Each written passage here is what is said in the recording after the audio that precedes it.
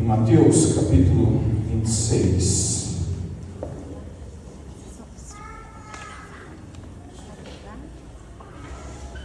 Em Mateus capítulo 26, o Senhor Jesus está no Getsemane. E nós vimos na semana passada que o Senhor Jesus ouviu o não. E este tem sido o nosso estudo, quando o Senhor Deus diz não. E nós estudamos o não de Deus em vários momentos, em várias personagens bíblicas. Hoje nós focamos na segunda parte do estudo com relação ao não na vida do nosso Senhor e Salvador Jesus Cristo.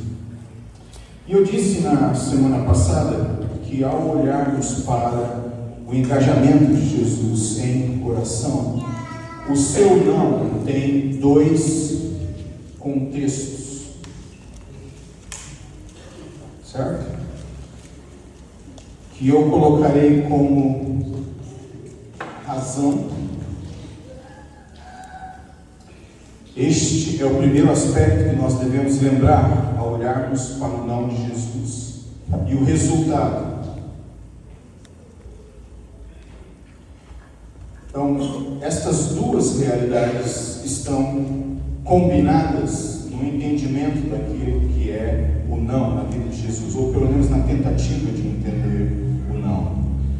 Na semana passada, eu falei sobre 4 aspectos do não, com base em Mateus 26, de 36 a 46.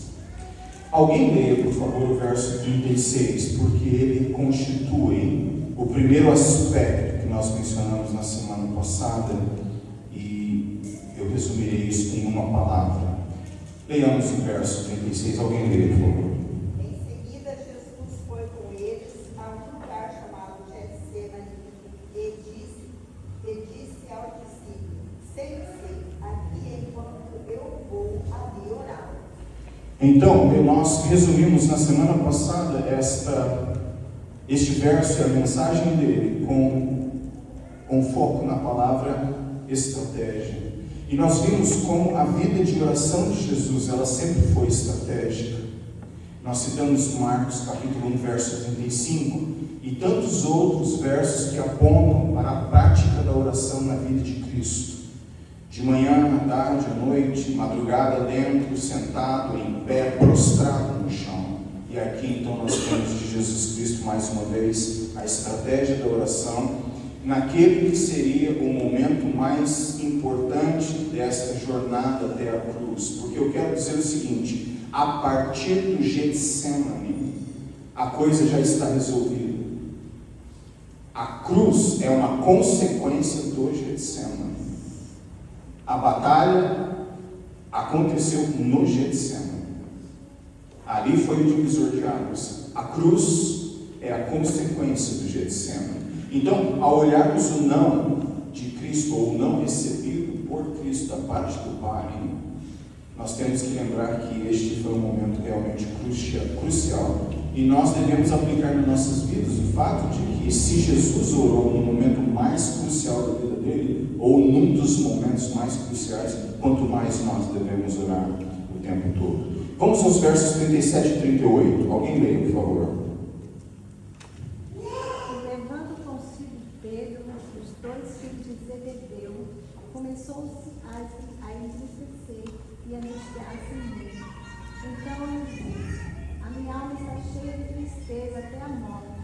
Ficai aqui e vigiai comigo. Certo. Então aqui nós temos os versos 37 e 38 resumidos com a palavra tristeza, essa agonia até a morte, esse pavor que tomou conta de Cristo, o que mostra o quão radical aquele momento foi. E por esta razão nós devemos reverentemente considerar o não que Cristo ouviu, porque este não tem a ver diretamente conosco, porque ele está ligado a uma razão muito importante. E esta razão tem a ver com as nossas vidas. Vamos ao verso 39. Outra pessoa leia o verso 39, por favor. E, indo um pouco adiante, Se é possível, faça de mim este cálice, todavia não seja como eu quero, mas como tu queres. Nós vimos na semana passada o quão reverente Cristo é para com Deus Pai. Eu disse na semana passada que ele é reverente para com o Pai, ele se prostra diante do Pai, não porque ele é menor que o Pai, ele é Deus como o Pai, porém aqui ele está no estado de humilhação, ele está encarnado, e quando ele desce da glória celestial para a nossa redenção, ele está sob pacto. E o que ele está fazendo é deixando um exemplo para os seus discípulos que vão segui-lo. E os discípulos deverão ter a mesma reverência para com o Pai que ele teve. Os discípulos, eu disse na semana passada, terão que atravessar os seus Getsêmanes usando as mesmas ferramentas que Jesus usou. Porque sendo Deus, ele não usou recursos divinos para superar o Getsemane, o que ele poderia muito facilmente fazer. Ele atravessou o Getsemane sendo Deus, mas usando os recursos que um dia estariam disponíveis para os seus discípulos, porque ele é o nosso exemplo.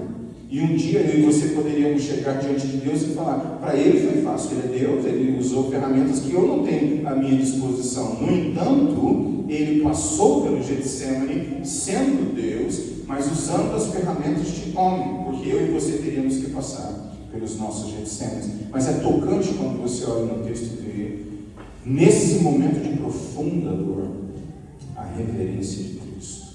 Eu tenho orado muito a Deus, pedido para que o Senhor Deus não me deixe blasfemar contra o Santo Espírito, nem entristecê-lo, nem calá-lo, mas muito menos blasfemar contra o Santo Espírito, porque existe um receio, eu diria até um pavor, um medo no coração de quem teme ao Senhor verdadeiramente. E o medo está refletido lá no Salmo 51, quando o salmista diz: Senhor, não me lances para longe ou para fora da tua presença e não retires de mim o teu Espírito. Essa é uma preocupação constante na vida de uma pessoa que quer levar Deus a sério. Em quarto lugar, verso 40 e 41. Alguém leia, por favor. Voltando para os seus discípulos, achou-os adormecidos e disse a Pedro: então nem em uma hora pudestes velar comigo? Vigiai e orai, para que não entreis em tentação. Na verdade, o espírito está pronto, mas a carne é fraca. Então, aqui nós temos, em quarto lugar, o que nós vimos, a resiliência de Cristo. No momento da dor, Cristo se manteve resiliente, ou seja, ele se manteve firme naquele propósito. Nada tirou Cristo do propósito. Os apóstolos sentiram o peso do momento, sentiram a opressão, sentiram a tristeza naquele momento. E o que eles fizeram? Eles sucumbiram sob pressão. Nós não devemos julgar muito os apóstolos, porque eu tenho certeza absoluta que você e eu já dormimos alguns momentos em oração. Já não dormiram? Já acordaram com a Bíblia molhada, né? Tanto, eu não vou limitar a descrição, mas você já entendeu, quem está sorrindo entendeu o que eu falei, provavelmente sabe de alguém que já viveu essa experiência. Mas, irmãos, oração é luta. Oração é luta. Os olhos ficam carregados, a alma fica pesada e os pensamentos divagam. E como David Wilkerson um dia disse, parece que há uma conspiração infernal na hora que você se coloca em oração, porque os cachorros latem, as buzinas, as ambulâncias, os policiais e tiros e barulhos e helicópteros, trovões, parece que tudo conspira para tirar você do foco. E quando não tem barulho nenhum externo, você ainda luta com uma mente que divaga. E aí você precisa da resiliência para manter o pensamento focado no que realmente importa. E não é fácil. Isso é exercício espiritual que exige prática. Muito bem, abra sua Bíblia em Hebreus, e eu gostaria que uma pessoa lesse de capítulo 12 de Hebreus, de 1 a 13. Uma só pessoa ficasse em pé e lesse Hebreus 12, de 1 a 13, porque estes versos tem muito a ver com este primeiro aspecto aqui, a razão do porquê Jesus enfrentou tudo isso. Então vamos lá, pastor Daí. Portanto, também nós, visto que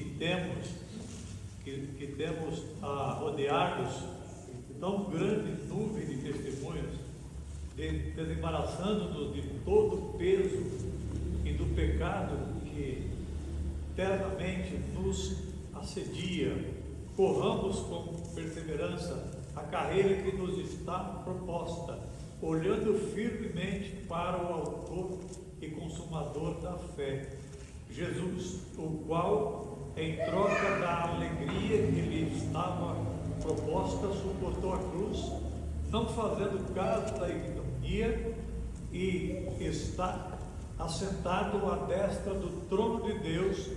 Considerai, pois, atentamente aquele que suportou tamanha oposição dos pecadores contra si mesmo, para que não vos fatigueis, desmaiando em vossa alma, resistindo até ao sangue, e estáis esquecidos da exortação que, como a filhos, discorre convosco. Filho meu, não menosprezes a correção que vem do Senhor, nem desmaies quando por ele és reprovado, porque o Senhor corrige a quem ama e açoita a todo filho a quem recebe. É para a disciplina que perseverais. Deus os trata como filhos, pois que filho há que o pai não corrige? Mas se estáis sem correção, de que todos se têm tornado participantes, logo sois bastardos e não filhos. Além disso, tínhamos os nossos pais segundo a carne, que nos corrigiam e os respeitávamos. Não havemos de estar em muito maior submissão ao Pai espiritual, e então viveremos, pois ele nos corrigia por pouco tempo, segundo melhor lhes parecia. Deus, porém, nos disciplina para aproveitamento, a fim de sermos participantes da sua santidade. Toda disciplina, com efeito, no momento não parece ser motivo de alegria, mas de tristeza. Ao depois, entretanto, produz fruto pacífico aos que têm sido por ela exercitados, fruto de justiça. Por isso, restabelecei as mãos descaídas e os joelhos tropeus, e fazei caminhos retos para os pés, para que se extravie o que é manco, antes seja curado. Muito bem. Então esta passagem fala da exortação aos cristãos para que permaneçam firmes. E você observa que muitos aspectos que nós vimos em Mateus 26 até agora tem paralelos em Hebreus 12, só que os primeiros em relação a Jesus, e aí a exortação com relação à igreja, como nós devemos ficar firmes diante desta dor. E Cristo foi disciplinado, Cristo esteve sob a disciplina de Deus. Eu me lembro uma vez de pregar um sermão em Campo Grande, eu ainda era seminarista, e eu me lembro de uma irmã muito querida, ela faleceu alguns anos atrás. Ao final do sermão, cumprimentando as pessoas após a IBD, em minha igreja mãe, ela disse assim: Flávio, eu discordo do que você disse em seu sermão, eu não posso acreditar que Jesus aprendeu a obediência. Mas eu falei, é exatamente isso que o texto sagrado diz, Hebreus 5:8, Jesus aprendeu a obediência por meio daquilo que sofreu. É o que está escrito. Não, como Deus ele não precisava aprender, mas como homem ele tinha que passar por tudo isso. Então lembre-se que Jesus, enquanto homem, foi 100% homem, enquanto Deus, 100% Deus, mas ele sofreu e ele aprendeu a obediência nos mesmos termos termos que eu e você aprenderemos a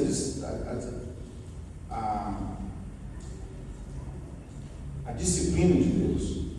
Nós aprenderemos a disciplina de Deus, nós passaremos pelo não de Deus, sob a correção de Deus, da mesma maneira como o Senhor Jesus Cristo encarou. Então agora vamos para aquilo que resta da nossa análise de Mateus 26, de 36 a 46, e o não que Jesus recebeu por nossa causa. Alguém lê o verso 42 de Mateus 26. Tornando a retirar-se, orou de novo, dizendo: Meu Pai, se não é possível passar de mim esse cálice, sem que eu beba, faça-se a tua vontade. Certo. Então Jesus está orando novamente. E aqui tem a ver com aquilo que ele mesmo ensinou, que nós deveríamos perseverar em oração sem nunca desistir. E ele ora no momento, e ele ora de novo, e ele volta a orar de novo. 3 vezes ele ora, e aparentemente o texto nos... eu digo aparentemente porque 2 vezes fica explícito, mas uma vez está implícito que ele repetiu as mesmas palavras, ou palavras no mesmo sentido, em diálogo com Deus, pedindo para que o cálice fosse removido. Mas Jesus é insistente. E nós devemos insistir em oração. E nós deveríamos insistir em oração até que, deste lado da vida, o processo seja irreversível. Fique firme em oração, fique ali, insista em oração. O seu mestre fez isso, nós devemos fazer também.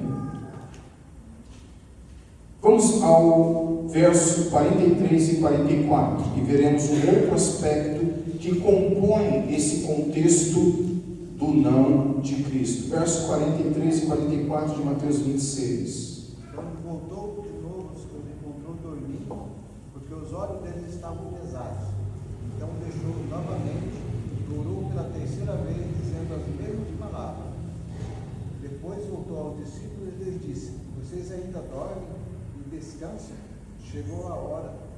O Filho do Homem será entregue nas mãos de pecadores. Certo, então aqui nós temos em 6º lugar, um 6º aspecto desse momento do não de Cristo, a questão da insistência. Depois nós temos a resolução de Cristo.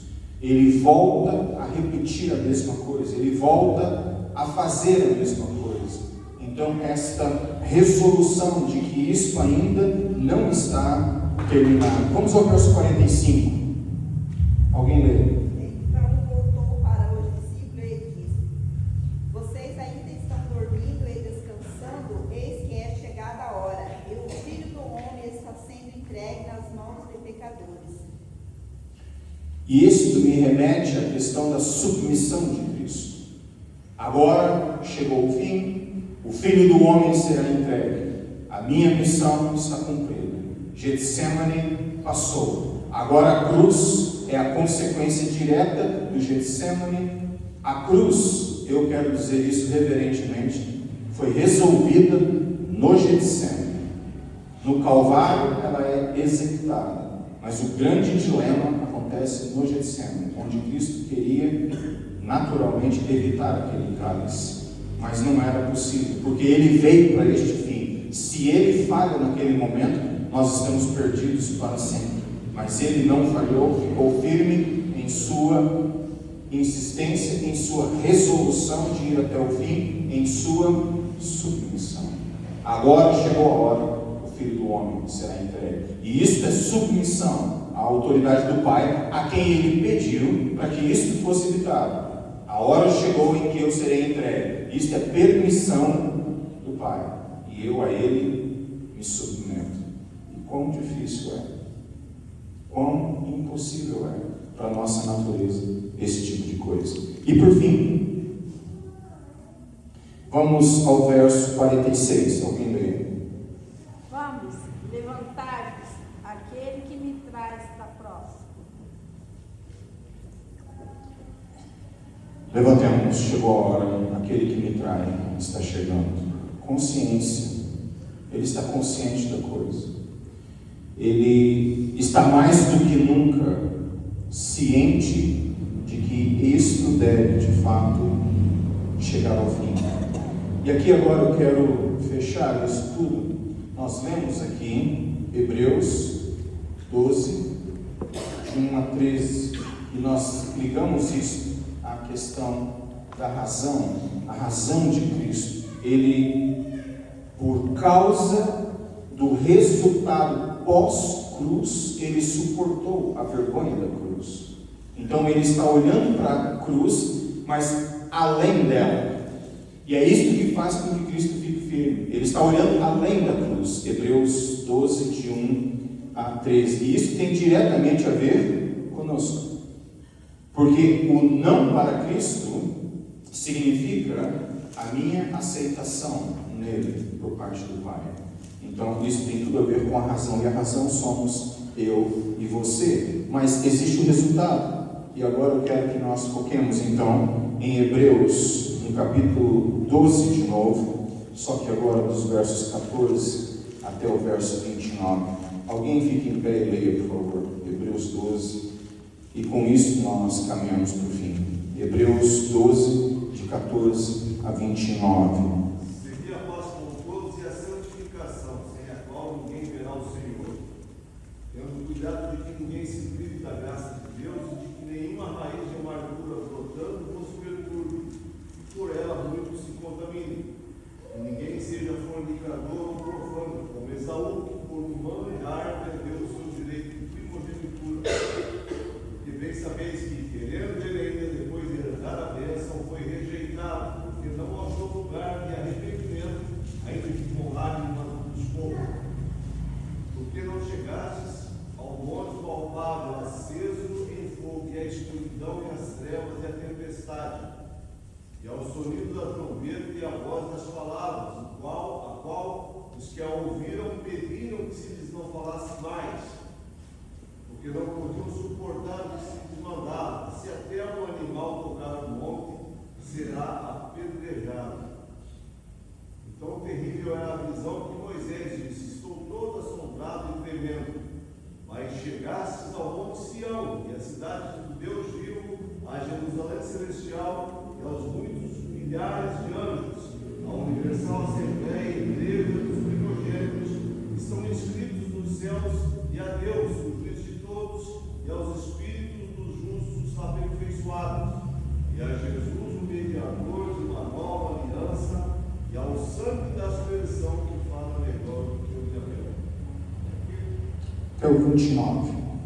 Vede que não rejeiteis ao que falam, porque se não escaparam aqueles que rejeitaram o que na terra nos envia muito menos nós, se nós desviarmos daquele que é dos céus. A voz do qual moveu então a terra, mas agora anunciou dizendo: ainda uma vez comoverei não só a terra, senão também o céu. E esta palavra, ainda uma vez, mostra a mudança das coisas móveis, como coisas feitas para que as imóveis permaneçam. Pelo que, tendo recebido um reino que não pode ser abalado, retenhamos a graça pela qual servamos a Deus agradavelmente, com reverência e piedade, porque o nosso Deus é um fogo consumidor. Muito bem. Então aqui nós temos a razão e nós temos o resultado. Tão grande salvação, tão grande Salvador. E é isso que nós devemos valorizar, porque o não de Cristo significou o nosso sim. E eu gostaria que nós terminássemos de fato com 2 aos Coríntios, capítulo 1.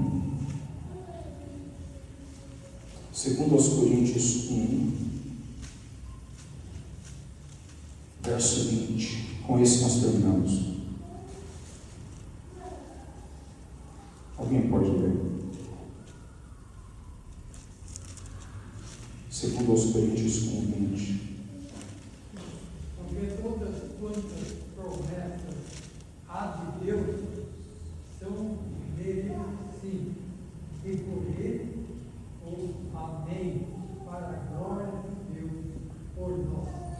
bem.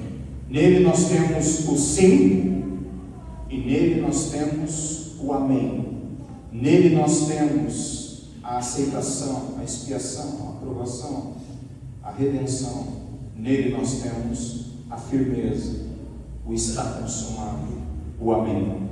Então, lembre-se disso, o não de Cristo significa o nosso sim. E nós bendizemos o nosso Deus por tão grande salvação e por tão grande Salvador. Com isso, meus irmãos e irmãs, nós encerramos essa série de estudos, cujo título foi Quando o Senhor Deus diz não. Eu quero agradecer muito mesmo pela presença de todos vocês. Nós vamos orar ainda, tá? Nós não encerramos. E dizer que na próxima semana, com a permissão do Senhor Deus, nós iniciaremos uma nova série. Essa nova série começará a ser divulgada nos próximos dias. O título da nova série é A Pedagogia das Pedras. E nós vamos estudar isso no futuro próximo. Tá bom? Vamos orar. Talvez você esteja precisando de estratégia na vida. Talvez você esteja precisando de alegria, tristeza tomou conta. Talvez um desses aspectos marque a sua experiência hoje. E você poderia, em dupla com alguém, orar pela pessoa. Se a pessoa não quiser mencionar o que ela sente em relação a isso aqui, não tem problema. Mas ore para que, de uma forma ou de outra, o Santo Espírito nos ajude a seguir o exemplo de Cristo em meio às nossas lutas. Diante dos nãos, que na verdade o não de Deus significa um sim. O não de Deus pode ser um grande livramento.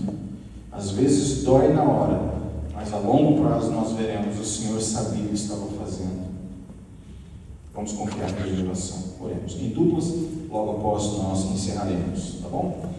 E para aqueles que vieram, eu quero cumprir a minha promessa, agradecendo a vocês por terem vindo durante tantas noites de estudos para o ensaio do coral. Chegam antes das 6, saem depois das 8, vêm direto do trabalho, cansados, vocês têm vindo. Então, logo depois do momento de oração, encerrando o culto, nós iremos para o salão e lá nós teremos algo que vamos fechar depois com a foto. Eu esperava que estivesse um pouco mais quente, mas enfim, é o que é. Quando eu comprei, tive a ideia, estava mais calor, mas enfim, é o que é. Espero que vocês gostem. Oremos.